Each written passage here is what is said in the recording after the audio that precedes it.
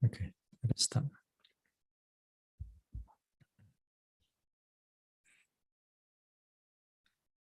Kayena vacha chittena pamadena maya katang achayang kamame bhante bhuri panya tathagata kayena vacha chittena pamadena maya katang achayang kamame dhamma sanditika akalika kayena vacha chittena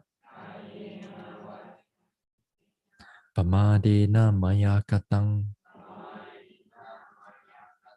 achayang kamame sangha supatipana anuttara sadhu sadhu. Namo tassa bhagavato arahato samma sambuddhassa.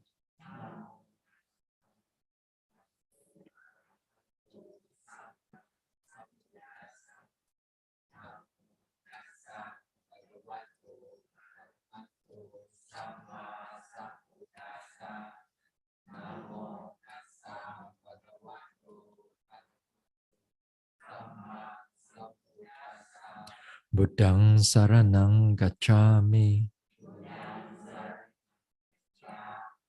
Dhammang saranang gacchami.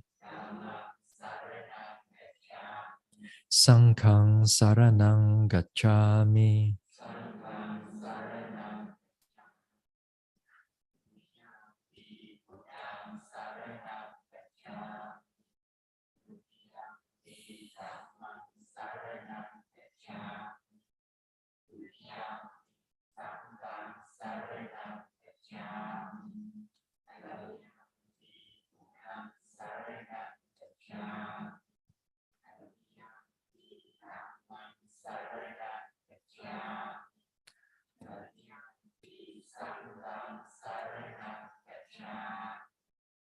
Tisarana gamanang paripunang panatipata veramani sikkhapadang samadhiyami.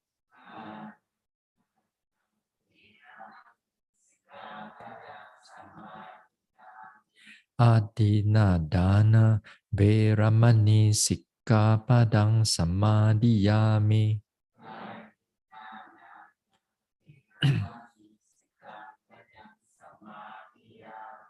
Abrahmacharya veramani sikkhapadang samadhiyami.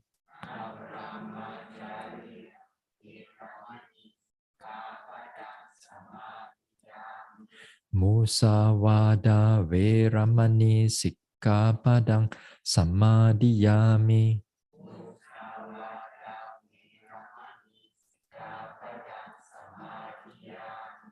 Sura meraya majja pamadatthana veramani sikkhapadang samadhiyami.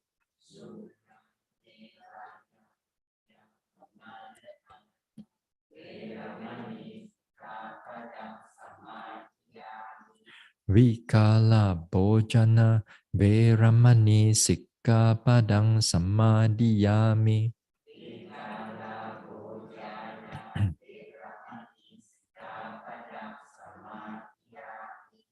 Nacha Gita Vadita Visuka Dasana Malaganda Vilepana Dharana Mandana Vibhusanathana Veramani sikkhapadang samadhiyami.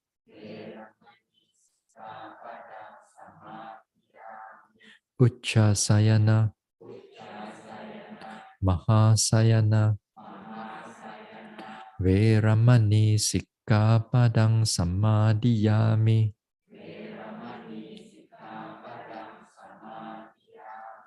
Idang me silang Magapala Nyanasa Pachayo Hotu Appamadena Sampadeta. Sadhu, sadhu.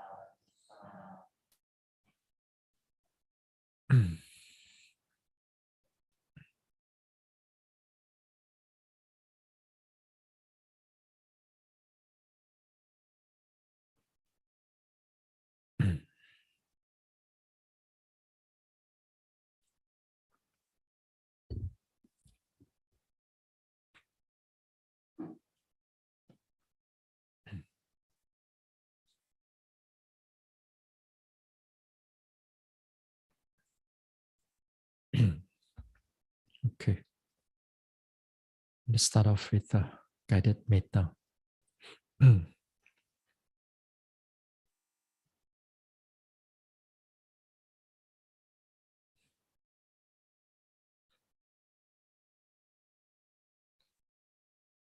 Now sit here, relax.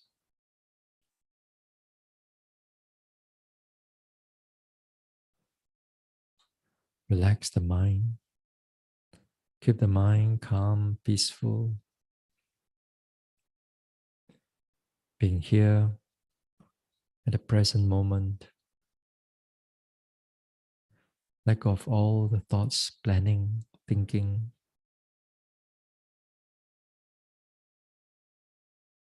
Keep the body relaxed. Relax from top of the head, forehead and face, neck and shoulders, arms. Relax the chest area. Relax the stomach area. Relax the spine, the back. Relax the buttocks, hips, thighs. Relax the knees and calves, ankles, soles.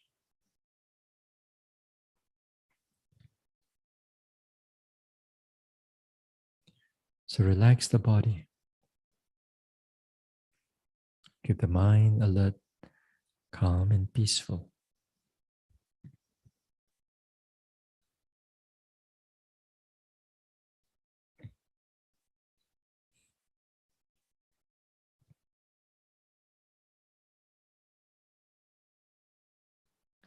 May I be free from all kinds of harm and danger, free from all mental suffering, free from all physical suffering.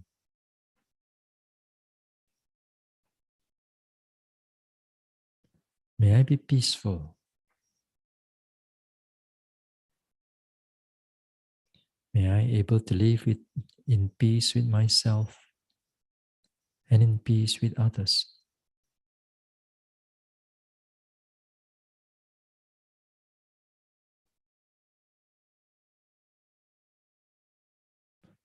May I be well. May I be healthy. And may I truly be happy.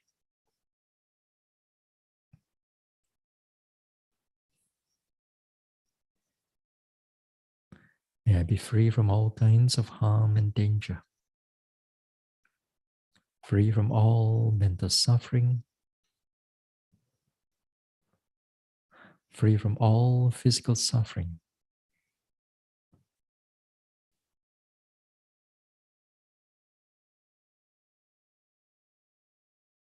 May I be peaceful. May I be well. And may I truly be happy.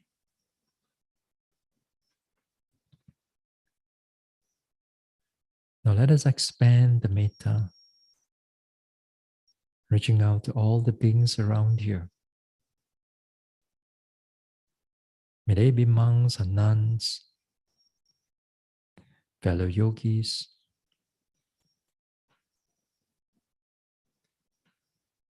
Dharma workers, Dharma helpers, volunteers, donors and sponsors. To all the guardian devas of this center, to all other devas around in this neighborhood, to all the petas, to all their animals, big or small, seen or unseen. May all of us here be free from all kinds of harm and danger, free from all mental suffering, free from all physical suffering.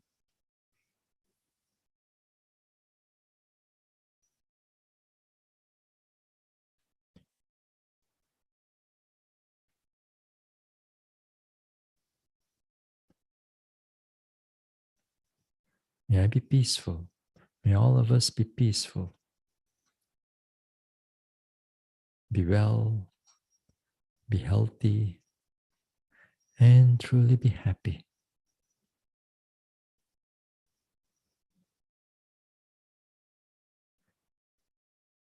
May all of us here be free from all kinds of harm and danger, free from all mental suffering, free from all physical suffering.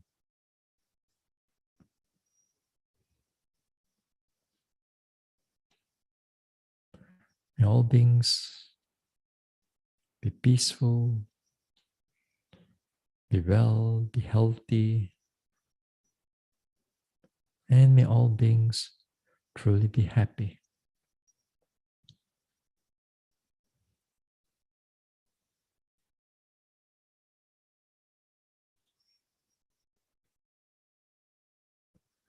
May all beings around here be free from all kinds of harm and danger, free from all mental suffering, free from all physical suffering.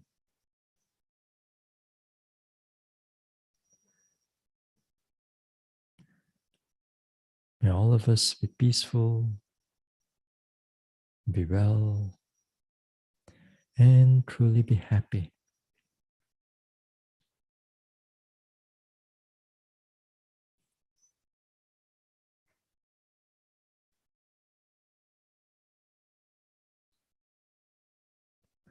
Now let us expand. Let us expand our metta.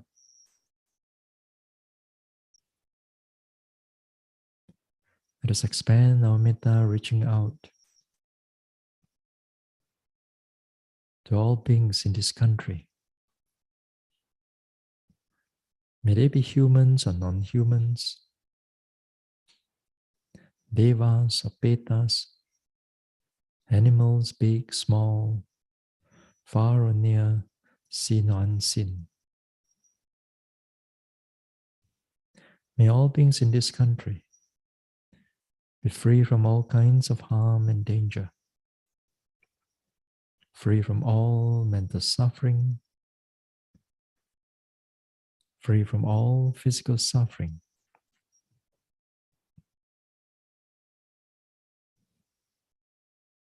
May all beings be peaceful. May they all be well and healthy, and may they all truly be happy. May all beings in this country be free from all kinds of harm and danger, free from all mental suffering, free from all physical suffering.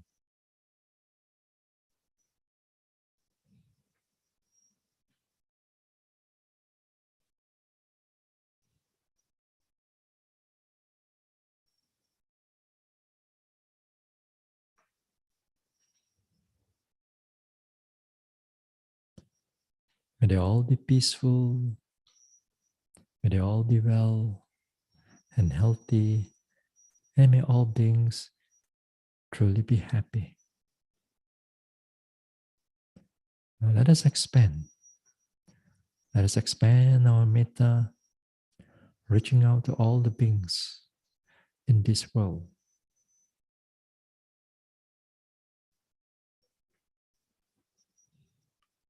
May they be our loved ones near or far away, or to those whom we do not know wherever they are, or to those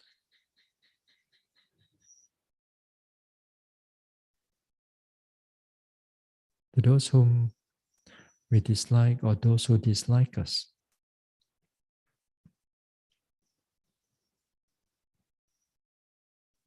To all the guardian devas of the Buddha Sasana, to all other devas residing in this world, to all the petas, and to all the animals, big or small, seen or unseen, far or near. May all beings in this world be free from all kinds of harm and danger, free from all mental suffering, free from all physical suffering. May all beings be peaceful, able to live in peace and not in war, live with kindness and compassion, and not in cruelty or violence.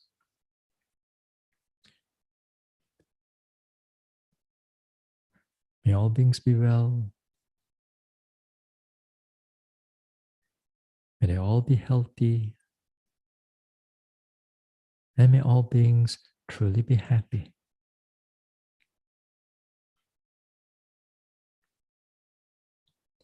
May all beings in this world be free from all kinds of harm and danger, free from all mental suffering, free from all physical suffering.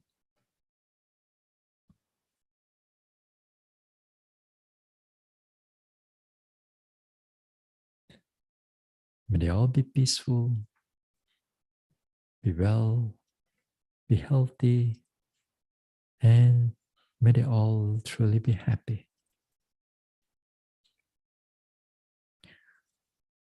Now let us expand.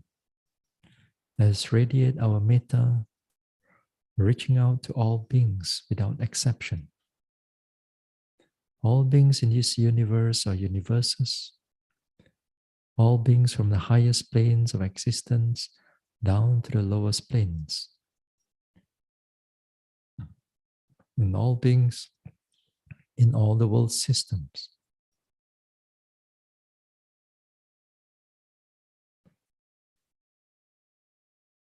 All beings without exception, be free from all kinds of harm and danger, free from all mental suffering, free from all physical suffering.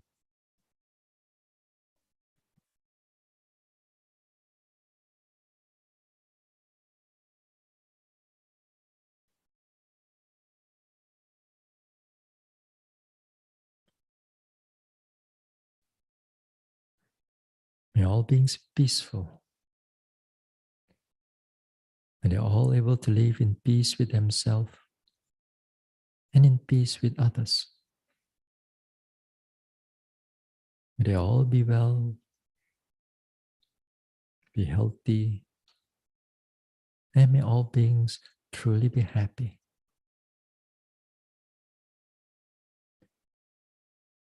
May all beings be free from all kinds of harm and danger,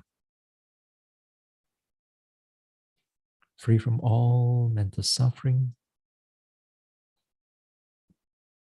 free from all physical suffering.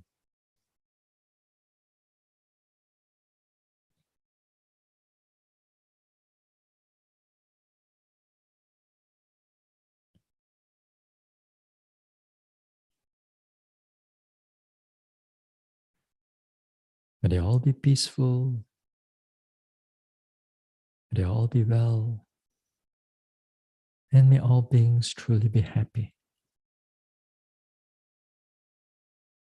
May all beings be peaceful. May they all be well. And may all beings truly be happy.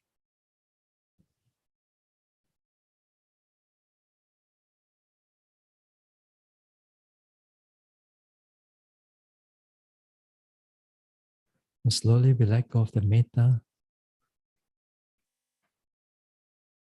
Let go of the metta. We bring the attention back to the body. To feel the sensation being here and now. Feel the rise and fall of the abdomen. Then we can slowly open our eyes.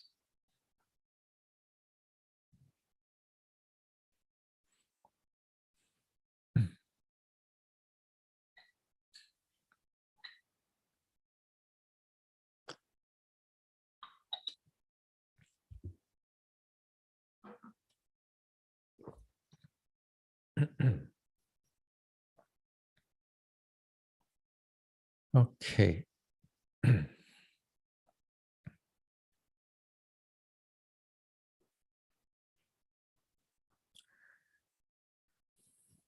So on Tuesday, we were talking about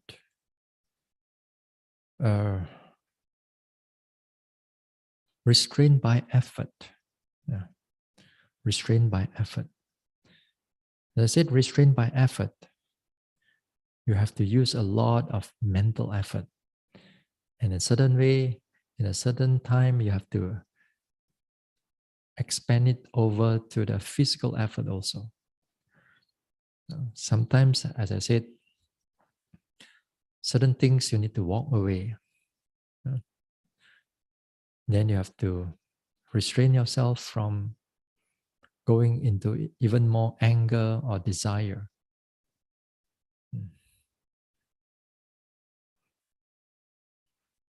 Restrained by more effort also,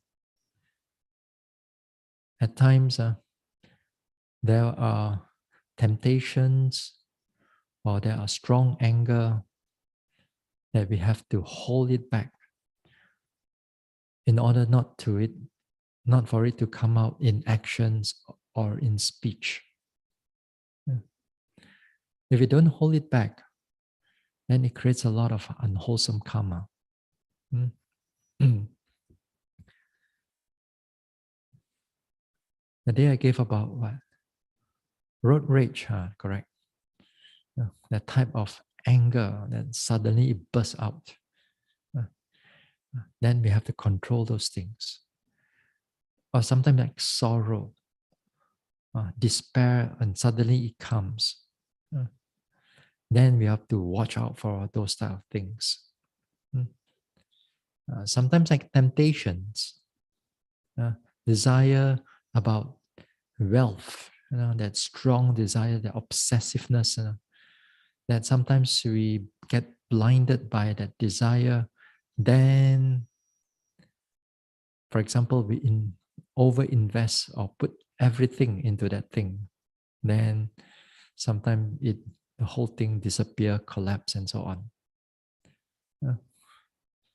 We talk about addiction also.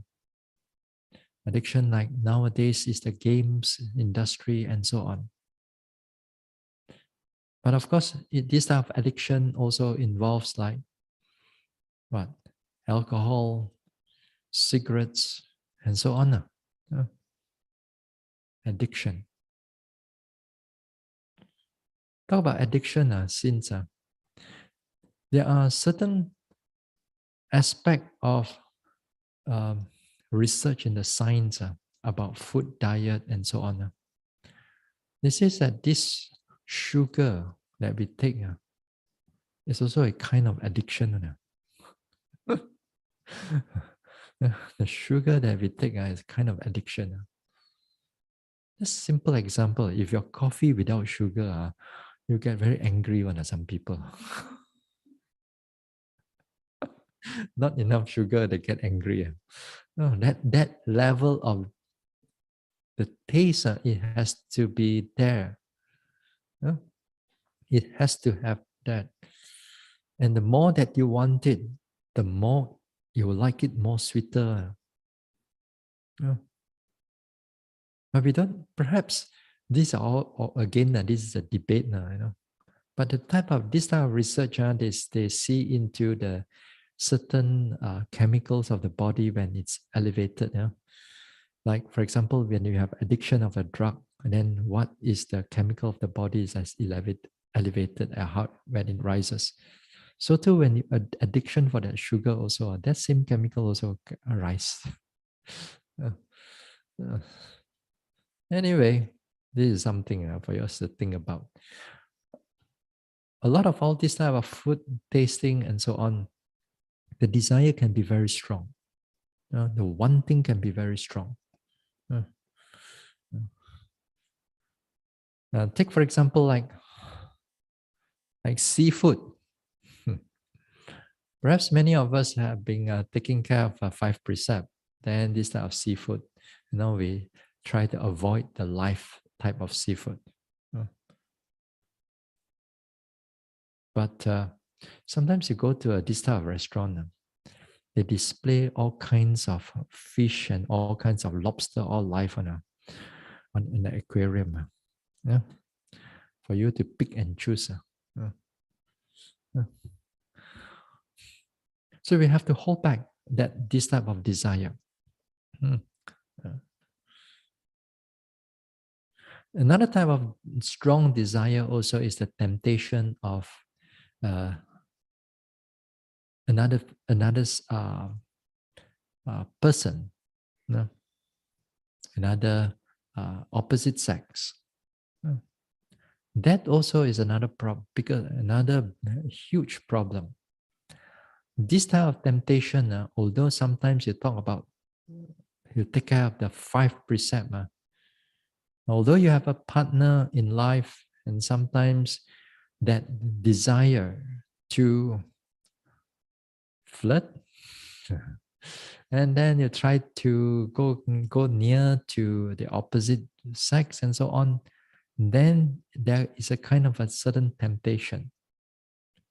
And sometimes this temptation is because you get the attention. You get the attention from the outside people. And that attention comes again and again, reinforce itself again and again. Then the whole desire, and you begin to get infatuated with another person, although you have a partner in life, husband or fiance and boyfriend or girlfriend or whatever. So this type of temptation, when you're out there, these are very strong temptation, very powerful temptation. Even monks or nuns also, this type of temptation where monks get disrobed is usually because the other opposite sex. It's not because of you want to go back and work and so on. And that one, not to say there's none. There's also here and there. But I'm talking about lifelong monk. They pledge to have a lifelong in the practice, but somewhere in between, there are strong temptation coming in. And there are cases like that over the century. Over the centuries, they have these type of things. Even no matter how strong your Vinaya is, that you really you don't want to get close to the opposite sex and so on. But then the other party, sometimes, they can be very persistent. Choi kalukao. Go into the cave also to look for you. They are very persistent because their desire is very strong. They keep on going again and again. And sometimes these people, It's the chasing, desiring is what they want, But once they get it, no more that the anticipation and so on. They kind of like no more desire. For example, I met with monks that certain women is keep on chasing after him. He avoided it, but he keep on pushing and pushing and pushing and pushing. Then after that, the monk disrobed, married the woman. Then after married the woman don't want him. Look for another one. Because that desire of chasing. Yeah. There are people like that. And these women are supposed to be like very rich, They can do whatever they want. Whether they have a man or they don't have a man, they can still. But it's the desire going there. So on the monk side, then of course the temptation, you have to keep on avoiding. You have to keep going away. You see the signs of coming in of this type of things are happening. You better start running away. Pack your bag or leave your bag also go. Go far away. Yeah. There are people like that. Not just only in the world of out there where you meet with people when you're at work at your, when at work at a certain uh, society, sometimes certain groups of people that you may have. Then this kind of temptation, because you meet with them repeatedly, you got to be careful of your desire. You got to restrain, you got to pull back with effort. You got to, you have to bite your teeth and just walk away in that sense. A very strong effort, this thing. So a lot of times our precept may not be that, we observe the precept, yes, but worldly temptation can be very powerful. Another type of temptation is not just only the opposite sex, but power. You have control. You have a certain control. When you have certain control, that you feel the control, because sometimes if you are like a leader, you have a certain control, you have a certain say, and a certain attention also into you. You crave for it, you desire it, you want it, and you want to hold on to that particular thing.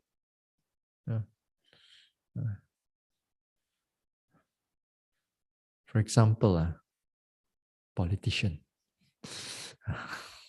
Not all, but many. Many. When you taste the desire of the attention is given to you, people that do things for you, prepare things for you, you are like a center of attention. You crave for that power. You crave for that desire. Because when it comes with power, for example, if you are very rich, sometimes you control certain things. You come with power, people get attracted to you. Whether good people or bad people get attracted to you. Then because the power, also money will come. Money will start rolling in also. And then after that, when you see the money, you see the power, then the mind gets corrupted for all these type of things. So you got to be careful out there. These type of things are very strong worldly temptation, and it pulls you into a lot of unwholesome actions, unwholesome speech. Sometimes also as a monk, you know that you go around like monks or nuns, you go around places, people really don't like you, really hate you. Even they don't know you, just because you wear robes. For whatever pantang larang they have, whatever they see you as something soy, bad luck, see you as something like It's terrible. It's a bad omen to see these type of people. And sometimes they will shout at you. Sometimes they will try to harm you. Try to they may not touch you, but their words can be very, very sharp. Mm. So at that time, you have to be patient. You have to hold back. You want to hit back, you want to, that type of thing, but hold back, hold back, hold back. You try to you have to restrain it back with a lot of, not just patience, but truly you bite your teeth and hold it back. Yeah. So, be a monk, bo eng, be a nun also not easy. Yeah. There are people are not so easy, even in the Buddhist community. You're going to find with difficult people. Yeah. Those who want to become monk or nun, this is something that we have to bear up, because, but it's better. It's still better than out there. Out there, you meet with worse people. Here in the Buddhist community, not so much, but once in a while, once in a while, their motives and all that thing, quite this one, it can be quite horrible, terrible, if they do not have precepts. But sometimes they have precept also, but as I said, they don't cross the red line, but they can still do other unwholesome deeds, without breaking the precept. Yeah. Yeah. But it's also still unwholesome also. Sometimes like slandering, although it's unwholesome, but they think that it's still not breaking any precept. Precept is lying only, slandering is okay. You talk bad about other person, you put fire here, put fire there. This in this society, even in the Buddhist society, they have these type of things. So we have to be careful when we are out there.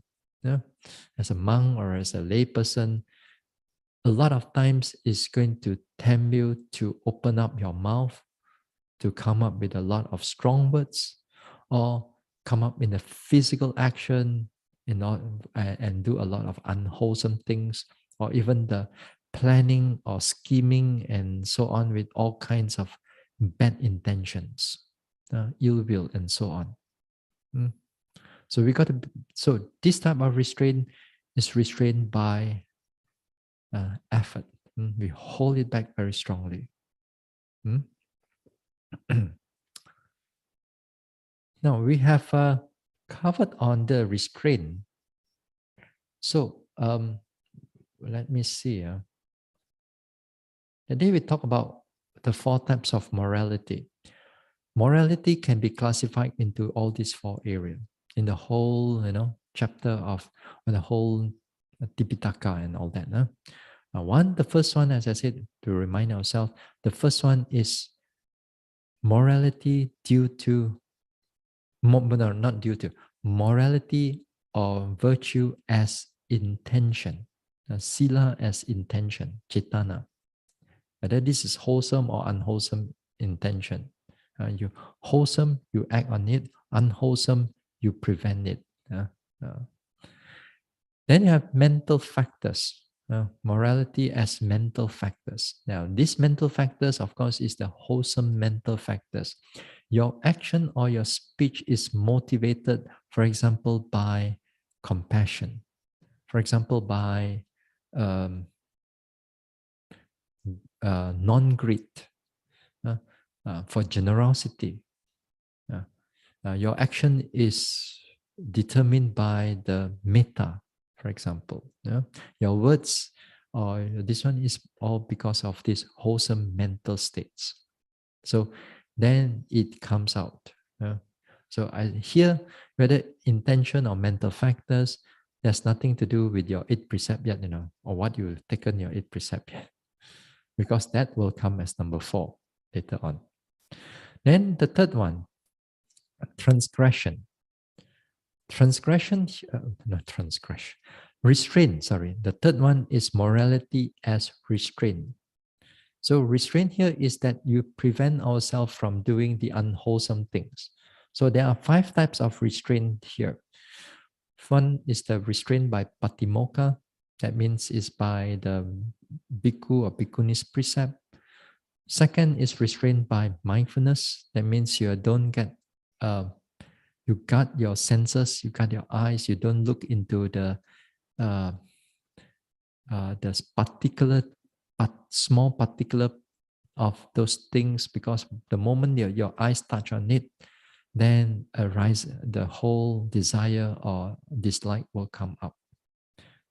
It comes up on all the senses. So mindfulness should be, we hold back due to mindfulness. Then we have restraint as wisdom or knowledge. Understanding of the right knowledge, for example, understanding of karma. Because if you do something unwholesome, before you're aware of its consequences. You're aware of its consequences. Then restrained by patience. Patience here is you're able to bear up with a lot of unpleasant objects or people or environment, hot, cold, other people, noises, and so on. You be patient. You put the effort there, be patient, keep your mind calm, keep your mind peaceful in that sense. Restrained by effort.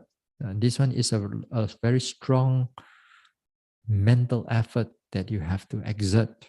Then you abandon a lot of this very strong desire, hatred, or ill will, this type of things, so that it doesn't come up in our action of body and speech.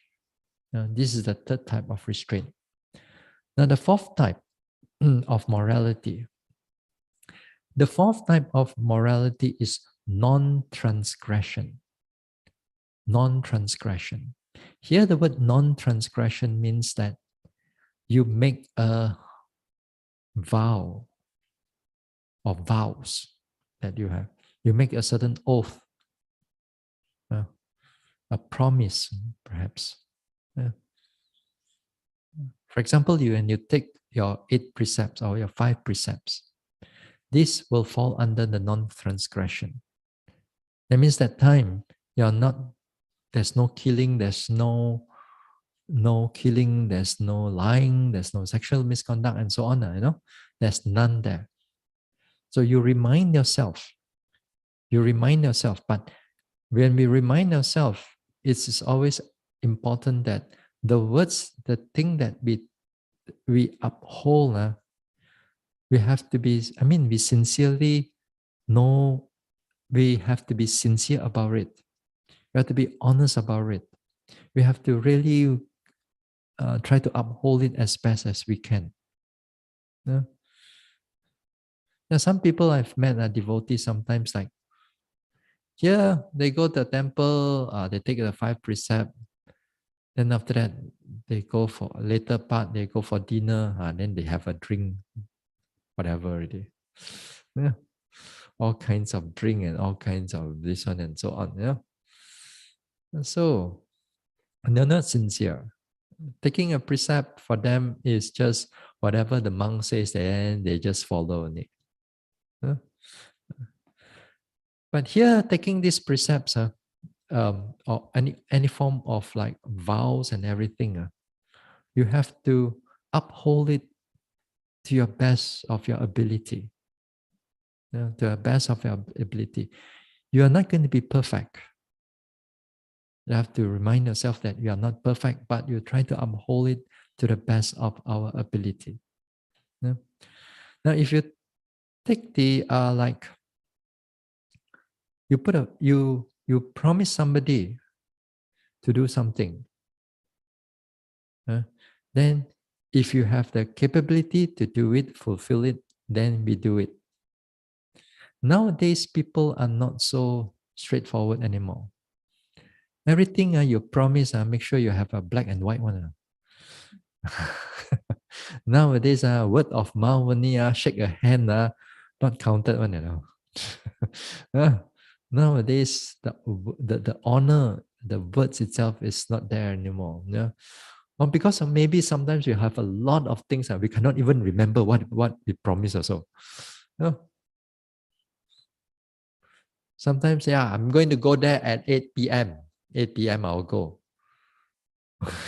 But sometimes some people, they just take their own sweet time. They let other people wait and so on. Then they just don't care, don't bother. Yeah. Like you go to an Indian wedding, in India, you go to Indian wedding, this is what they do. When we go to pilgrimage, that's what I learned. One of the things. You see, when you go to Indian wedding, this Indian wedding is a huge wedding, and there's a very big, making merry and making happy, all these type of things, drink and everything. Yeah. So let's say your wedding starts at 8 p.m. Nobody comes at 8 p.m. People will come later because the later you come, the more people will look at you.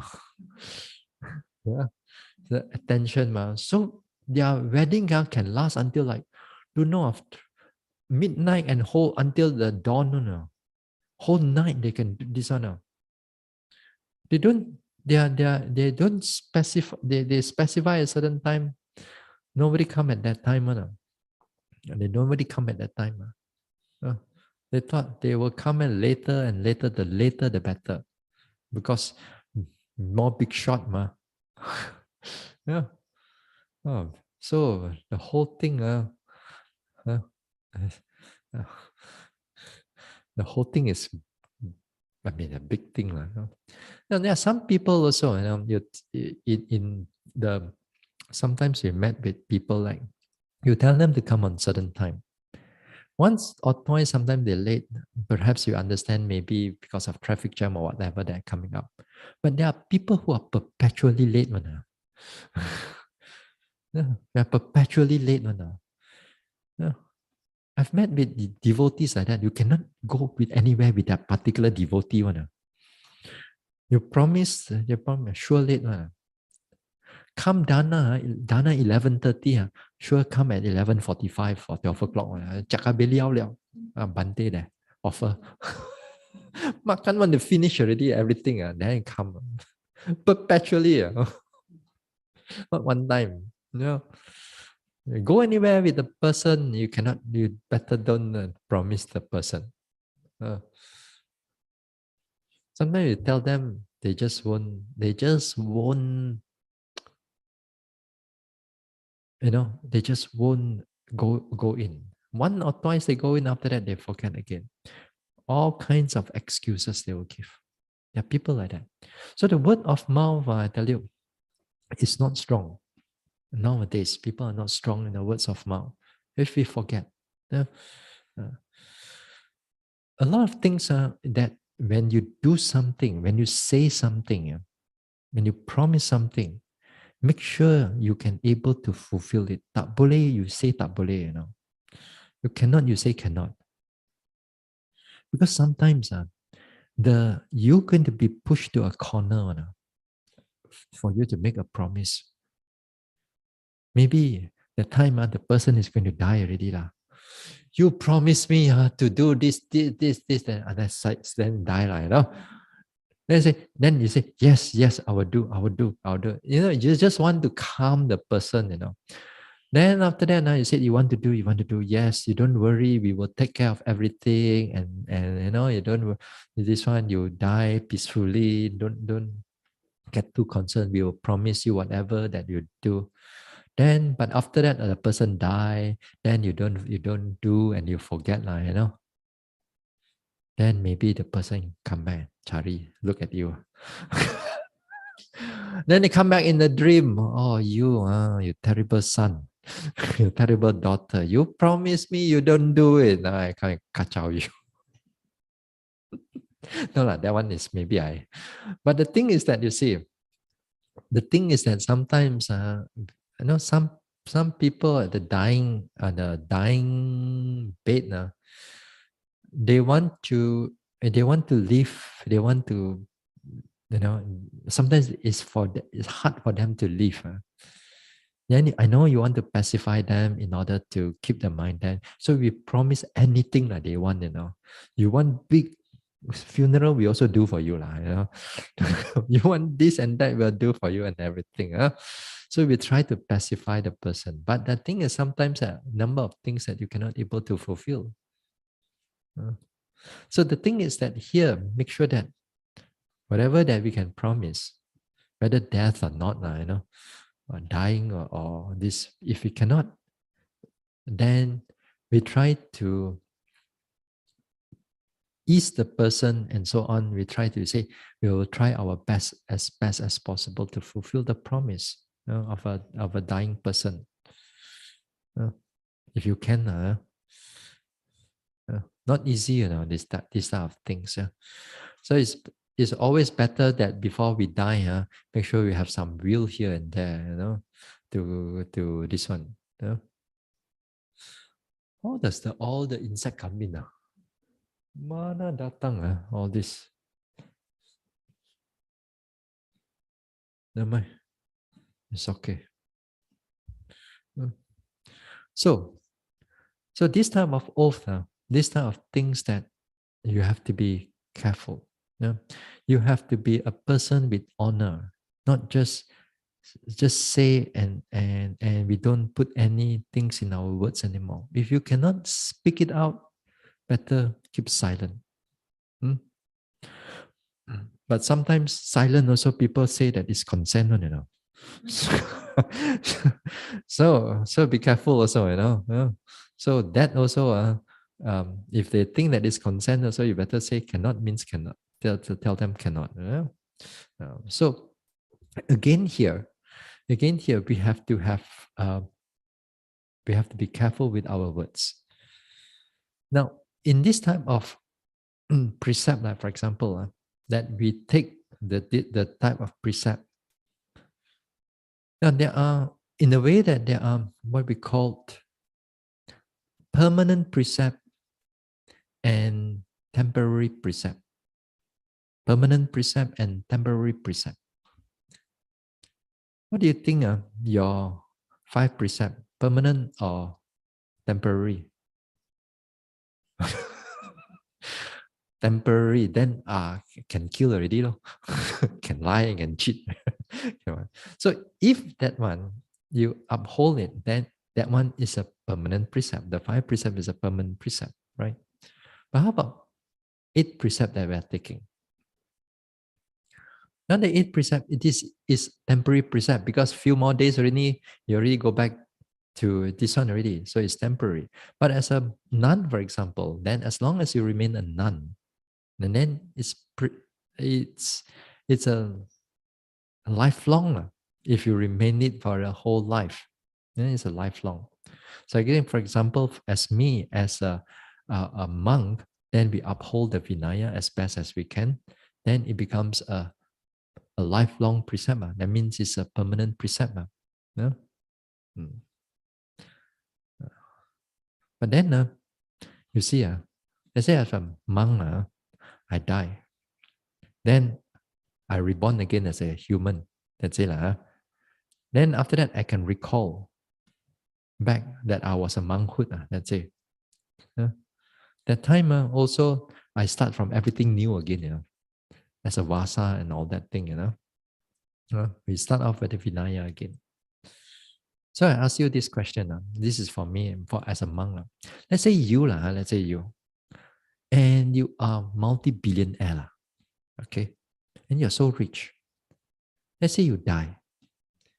And then you reborn in another family. Then after some time, 4 or 5 years later, you're able to remember that I was the chief, I was the owner of all the wealth there. Will the wealth still be yours or not? Will the wealth still be yours? No, it's not that.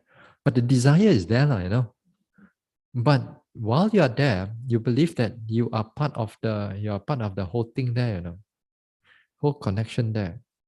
But it's not yours anymore. So here, When they say permanent means one lifetime. No, it's a one lifetime thing.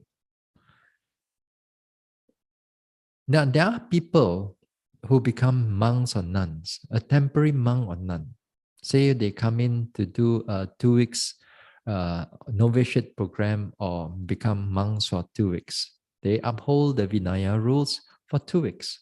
But their intention is to disrobe after 2 weeks. This type of things, this type of like taking up the ropes and taking up, of course, you will take up the precept also. You can see that when it comes into, especially during the April, where the Buddhists in the Thailand and Burma, Myanmar, they have this temporary ordination, especially during their holiday. Is their main holiday. It's like our Chinese New Year, the biggest holiday. For them is their New Year. Their New Year starts around April. So Thai and this and that. So in Burma, because of they have a week or so, 10 days or so of completely like holiday. So these people, they come into a monastery and they ordain, mass ordination. Oh, really mass ordination, like you keep on churning monk after monk after monk after monk, like factory, you keep on producing the monk.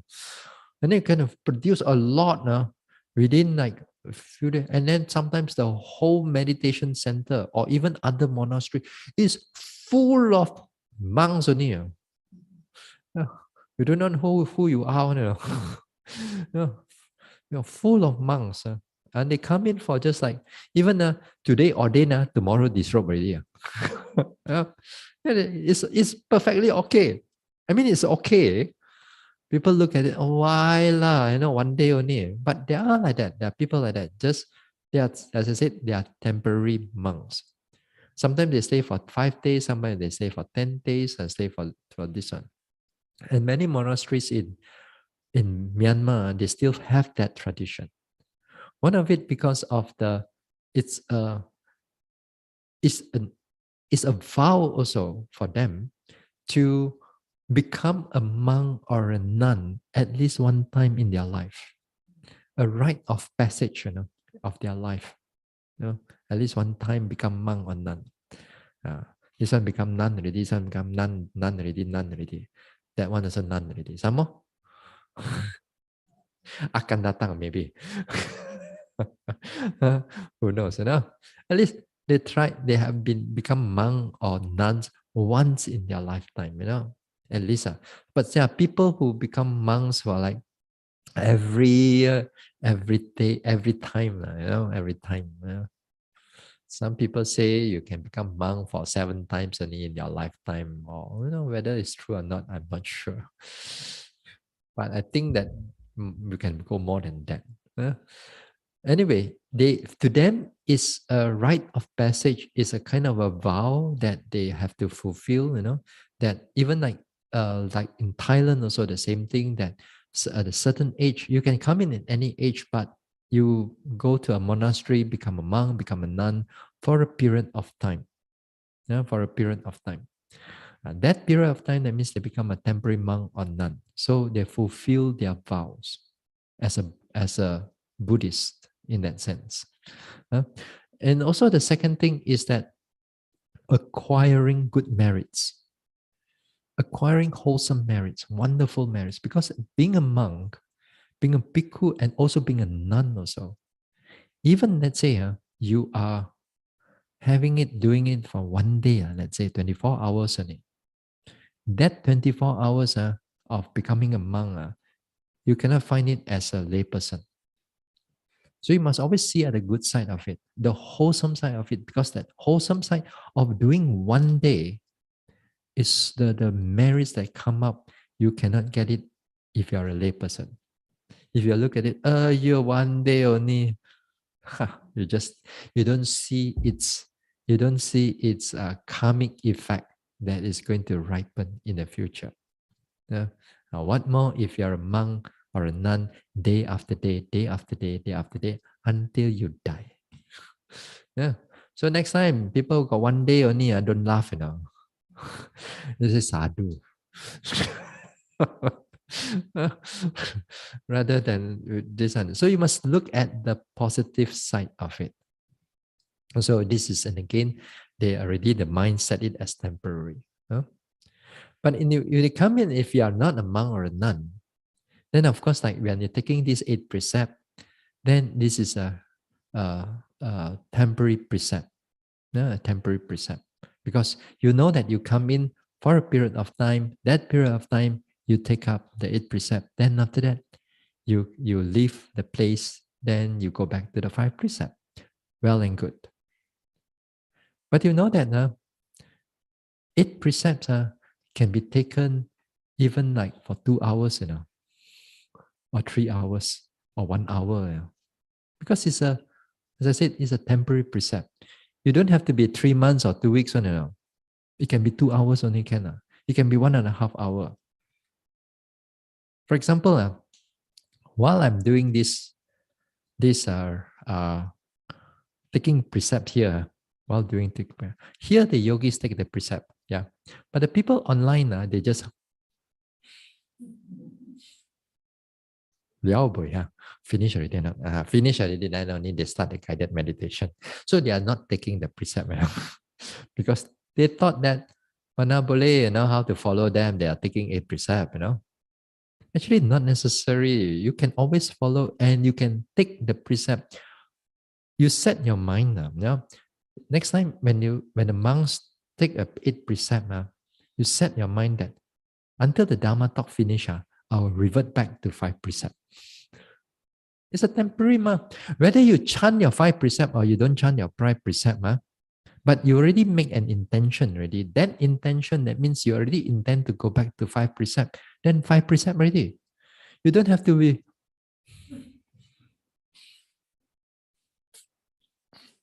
Wait. Then the thing is that taking the 8 precept, perhaps then you have more merits than 5 precept because more precepts So during the 8 precept, if you take the 8 precept, then you have 2 hours more I mean, we don't always count, but we can always do that. It's perfectly all right for us to take the 8 precept while we are taking doing a Dhamma talk. But for those at home, they are listening, don't not take 8 precept already, then after that you got keropok there, Then you makan, and then you listen, and then you makan while you eat. You think I'm watching movie, then if you do like that, then you cannot Then also, if you do like that, whether you 5 precept or not, so it's quite disrespectful. Although we cannot see you. Yeah. So in that sense, if you want to take 8 precept while you are this one, then it's perfectly okay while in the Dhamma talk, during in the Dhamma talk. Yeah. So at the end of after the chanting, all you need to do is to remind yourself that whatever that occasion or whatever that event has finished, then you will revert back to your 5 precept. Whether you take it or you don't take it, also doesn't matter. Because you know the 5 precept well and good already. You've been doing it for years and years and years. You know your 5 precept well. We keep on chanting the 5 precept. If you do not know the 5 precept, but if you know your 5 precept well, you have been doing it, then the time is only an intention. Then everything you already kept the precept in that sense. But if some people, they feel that they want to chant again, by all means, they go ahead. By all means, go ahead. Yeah.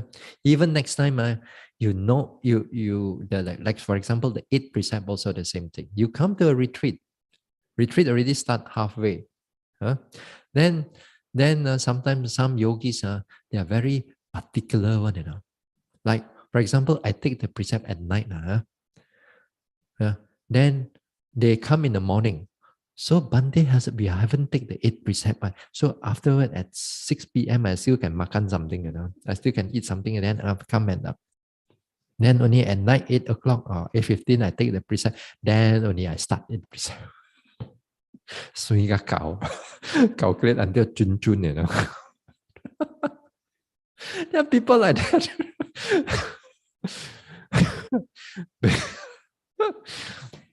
Because I was like that. You know, we're afraid that get hungry, ma. You know, there's a Kentucky, you know, at the town there, you know, last time we had nearby the this one. So I'll wait lah, you know, until about 7 o'clock, makan one meal first, then only I go into the monastery and come and meditate.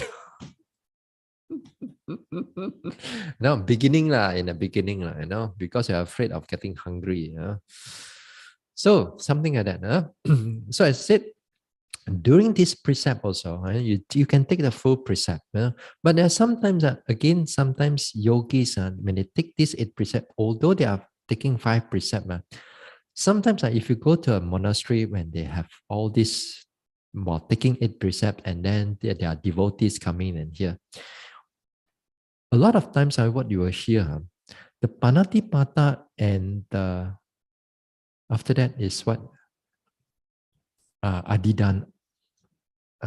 The first precept, the second precept, they're very loud on.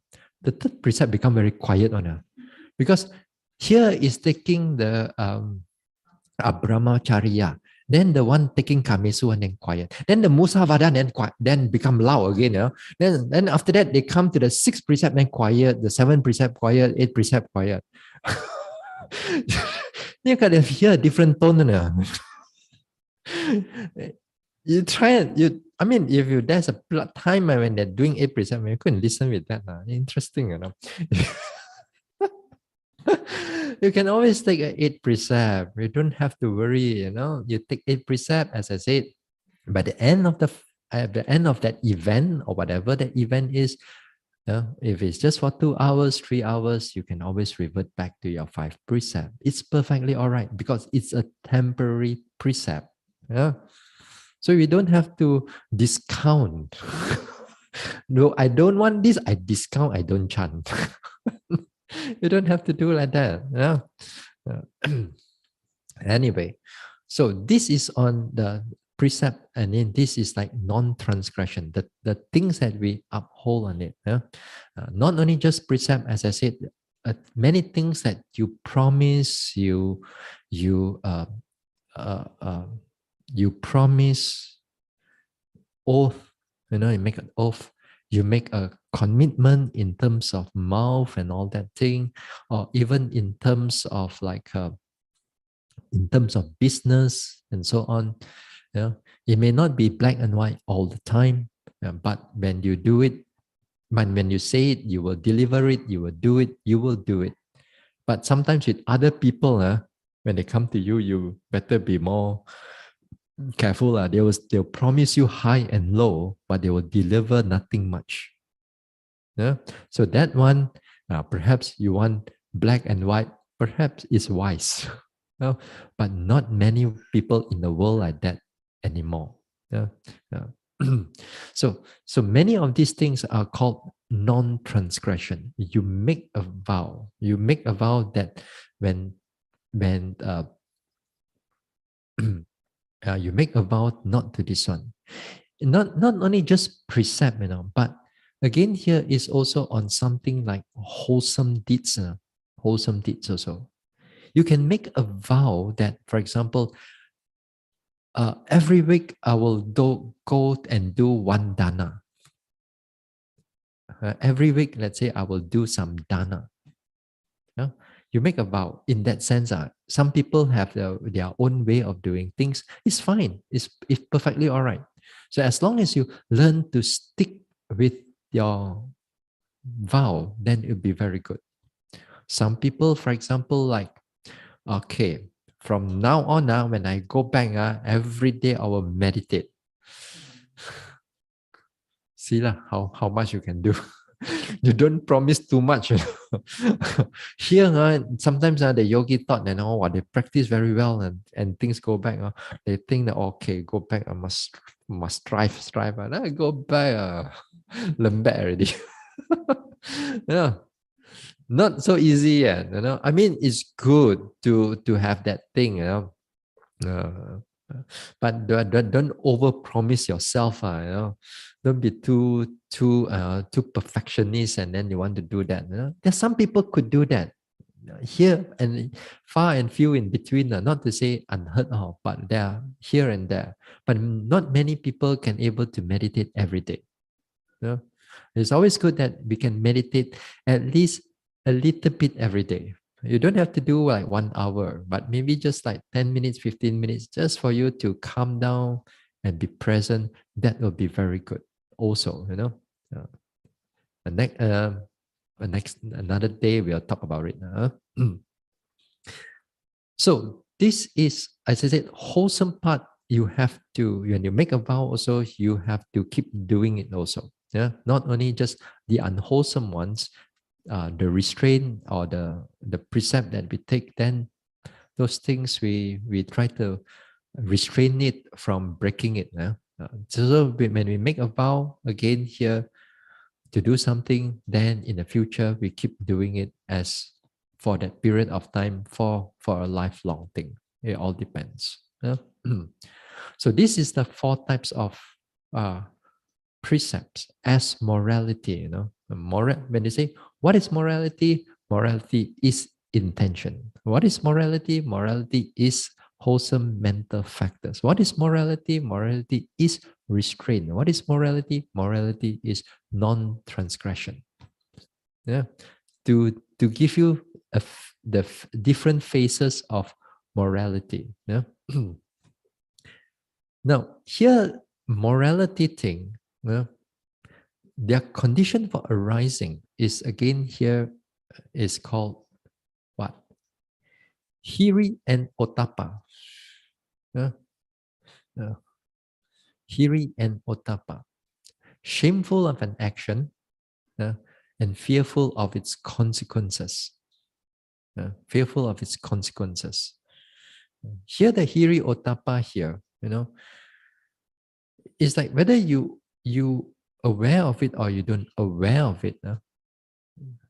This, as the Buddha says, that this is the guardians of the world. If we do not have this Hiri Utapa, then the world will be in chaos, will be in violence. The Buddha predicted that towards the end of humanity, there will come a time at a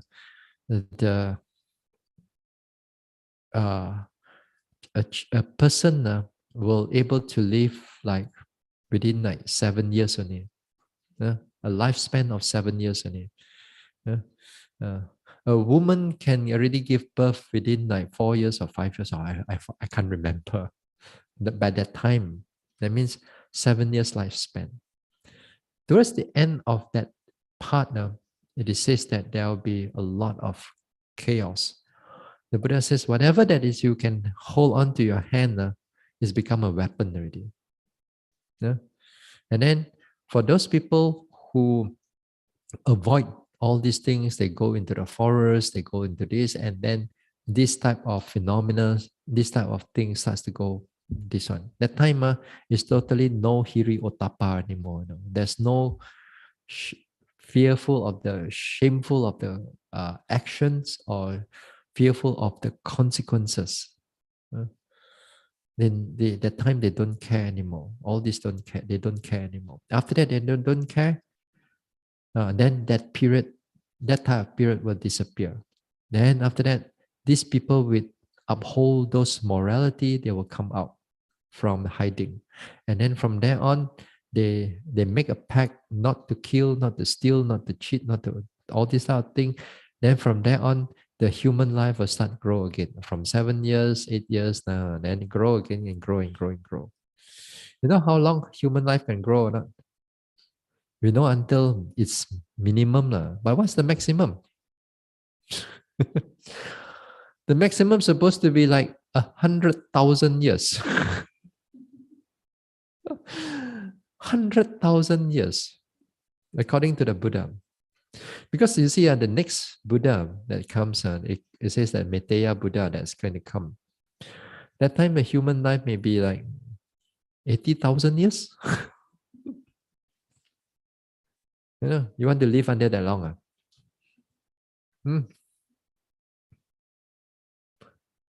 Sometimes like 80,000 years, it's like, what is death? What is death that time? Day after day that you're going to go through, working like 50 years is just like a passing through only, You work for 30, 40 years, but see there, you're almost dying already, about our time about to go already. But that time is just like, they are not even their teenage life yet. Yeah. So I read again at that time, it's different already. The mind, how your mind thinking is all different already. It's very different from how we think right now. Yeah. It seems So nevertheless, as I said, this Hiri Ottappa is the one that we have to hold on it. So other words, when you feel that your conscience, you feel that this is something wrong, sometimes it may not be like whether this precept or that precept, but you got to learn to feel your heart that this is something wrong. It's not the right speech for me to talk, or it's not the right actions, and this is not the right thought.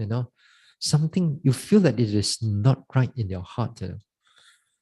That is something to do with hiri. Is kind of a hiri that you can sense lah, but sometimes you go and refer back, you think about your Dhamma again, you just cannot pinpoint which defilement you are going through. We know that something is wrong. So you know something wrong, that one is kind of like a hiri. And it's good to sometimes listen to the heart, that this is something wrong and don't do it. But a lot of times we don't feel this thing. We just, as I said, the gratification, the desire, that whatever things is more beautiful, and then we already come out already. We don't feel that conscious. We don't hold back on it. And then the Ottappa is, of course, the consequences. Whether you understand about the karma or not, or consequences in the future lives, in the rebirth, and so on. If you don't, some people don't have that idea of karma, but they know that when you do something unwholesome or something bad, then it will give suffering to others. They give suffering to others, and they can see that the suffering in this very life, or if they do that particular thing, due to their past understanding, past perception, and because of that, that type of, they feel that the consequences is bad, is harmful to others, it make other people really sorrowful and feel cheated or whatever, then they hold back on their action because that these consequences will not bring happiness to people. So they hold back on certain actions. So this is something that we have to look into it also, because not only every time is karma and its rebirth thing, but also is within this one, within in the next 1 hour, 2 hours, a day or two, a week or two.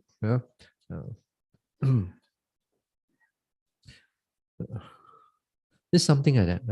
A lot of things that we have to look into it again and again when we out there, especially while we are over here.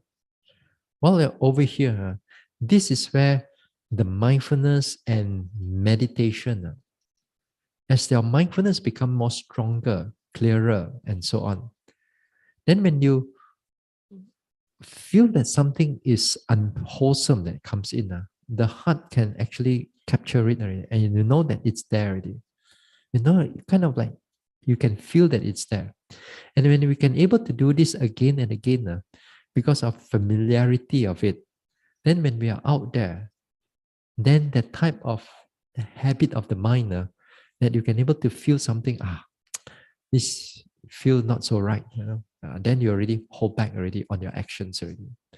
So the mindfulness that what we practice before enlightenment thing is already help us to make our life a bit more smoother. For some people, it's much more smoother, much more happier in that sense. So with this type of morality that we uphold, it's going to be very helpful for us in this life, in next life, and also as for our enlightenment. So okay, we stop here for tonight. Now tomorrow we'll have a Q&A session, and then on Saturday, then we have a closing ceremony, a closing and also a short talk also. So let me share it now. Hold on now. Okay. For those who want to online want to have any questions, you send it to Sister Hun Lek. So what we'll do is tomorrow we have a Q&A session, and then on Saturday, then we have a closing at night, because as I said, on Sunday morning there are many people, many of us are already leaving already, and some people are still here because maybe their flight is later in the afternoon, so there'll still be breakfast and lunch on Sunday, so not to worry. So those who need to leave on a Sunday morning, by all means, you all can go. So as I said, I do the closing at night. So Sister Sam also will come in at Saturday night too. Okay, so we do a Q&A tomorrow. All right, and so we share merits. Idang me bawanang nibbanasa pachayo hotu. May my mental cultivation be a condition for the realization of Nibbana. Imang no punya bagang sapa satanang dema. We share these merits with our departed ones, with all beings and all the devas. Sape satta sukhi hontu anumodantu. May all beings be happy. May they rejoice in these merits. Sadhu, sadhu.